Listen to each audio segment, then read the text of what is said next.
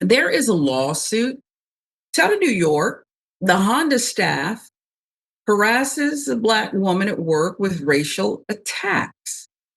So this has happened in other car companies that we've reported on, but this time insert Honda. According to a recently filed federal lawsuit, New York Honda staff bombarded a Black woman with racial slurs. They hung a monkey at work. They drove her out of her job. I thought the newsroom was crazy. Why do all Black people call each other N? This is the jarring question Christina Cahill says she faced from a white coworker at Rensselaer Honda in Troy, New York. 2 years ago, this happened.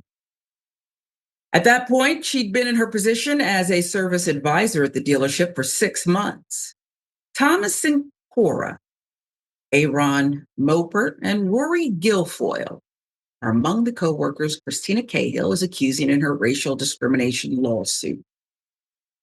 Cahill says she had high hopes for building a long career at Honda when she took the job with a modest $36,400 base salary in November 2022.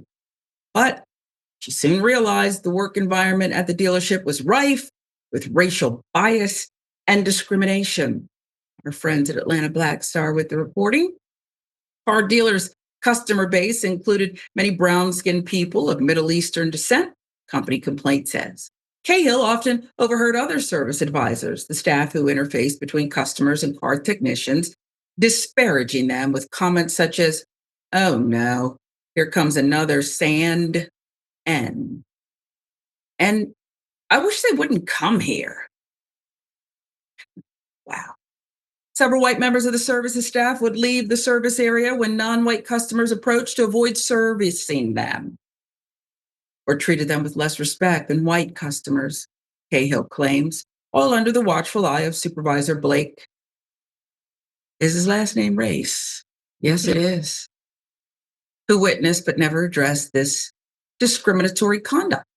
By May, when Moppert allegedly asked her why all Black people call each other N, Cahill says she was exasperated. She went to the office of Service Manager Tom Sincora, where Human Resources Manager Rory Guilfoyle was also present. She told both men, who are white, about her colleague's open use of the N-word, which she found offensive. Sincora promised her he would speak to Moppert about his inappropriate racist comments, but never did, the lawsuit says. Look, the comment was inappropriate, but racist is enough. That's piggery, foolishness. When she parked the customer's car and returned to the service shop, she heard Moppert say, "If you're going to act like that, you can pull your own effing cars around." "Who are you talking to?" she asked.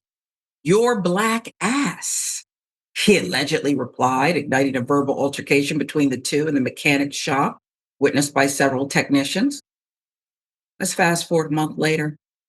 Still distraught by the overt racist environment and also upset about unfair scheduling practices that she says gave her fewer hours and less lucrative service assignments than her white coworkers, Cahill told her manager she was resigning.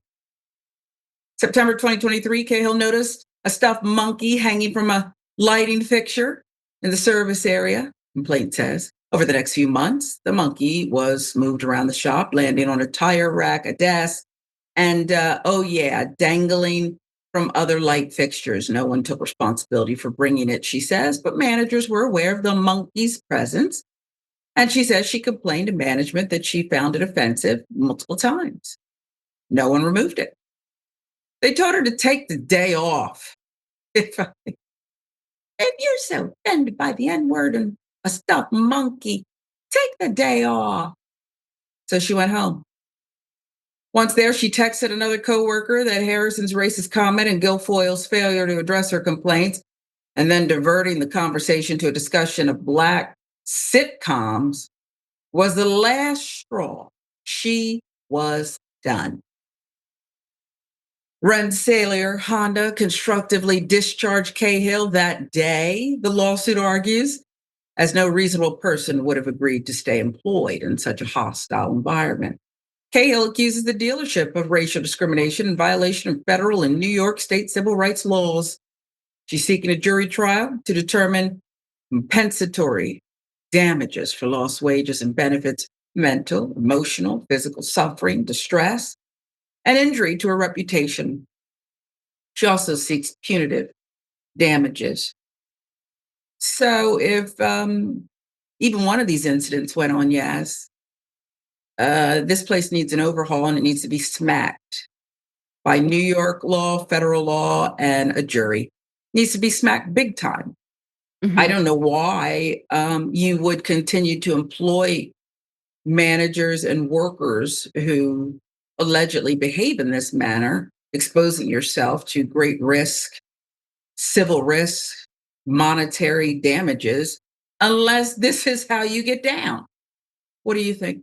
Yeah, and none of it makes any sense because, like, even just from a purely business standpoint, you're losing money to the dealership because you have your racist employees who won't serve people who are black or brown and who are treating their clientele poorly. So just from a purely business standpoint, none of this makes any sense. But one part of the story that stood out to me, apart from all the obvious things that would stand out about the story, was when she said that she had high hopes for building a long career at Honda. And I don't like that feels so sad, because like how we all know how hard the job market is today. We know that our parents were able to, get these jobs in the 70s or 80s, and then they're still at those jobs today with the same company and they're reaping all these benefits. Whereas a lot of younger people, especially, even Gen X, millennials, and now Gen Z, we're looking for that kind of stability in our lives and we cannot find it. So this woman gets a job, which also, by the way, is incredibly difficult to do these days. And so she finally gets a job that has a decent base salary, but I'm assuming she gets a significant commission off of sales or however. I don't know exactly what her position was there, but I'm assuming if that was the base salary that there's more somewhere else. But she got this, and I'm assuming whenever you get a new job, you kind of build your life around that. And now because of all of this, I almost said a bad word that I'm not supposed to say, but because of everything going on here,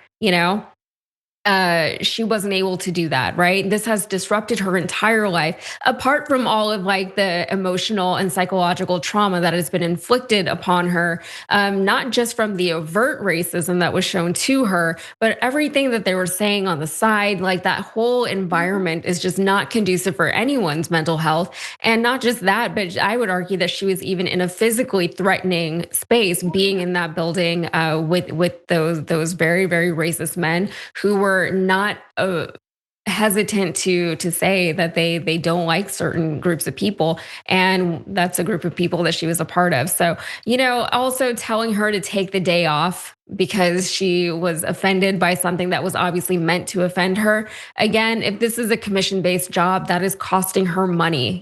She shouldn't have to lose money because some other people are racist and don't want her there. And this all feels very 1950s. I'm just going to say that. Mhm. Yeah, except it's never really stopped for some people. And you raise a good point about building your life around a job. So in America, before the middle class was Mhm. completely destroyed, these are good jobs. These Yes. help you buy homes. You mentioned parents and grandparents who stayed in the same jobs and earned a decent wage and were able to put their money together and better things for the next generation. And you're cheating in this case, and in many cases, Black and Brown Americans out of the same hopes and dreams. It's pretty sick. And one of the most compelling things and reasons why, if all of this or some of it's true, I, as a juror, would put the hammer down on this Honda dealership is because you might be able to argue rogue employee, he's out of control.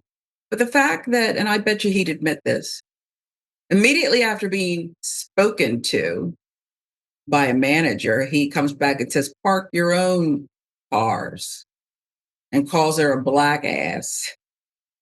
Kind of says it all about that talk and what is and is not tolerated here. It's more than uncomfortable, it's threatening, it's emotionally jarring, it's trauma filled, and I hope they get smacked.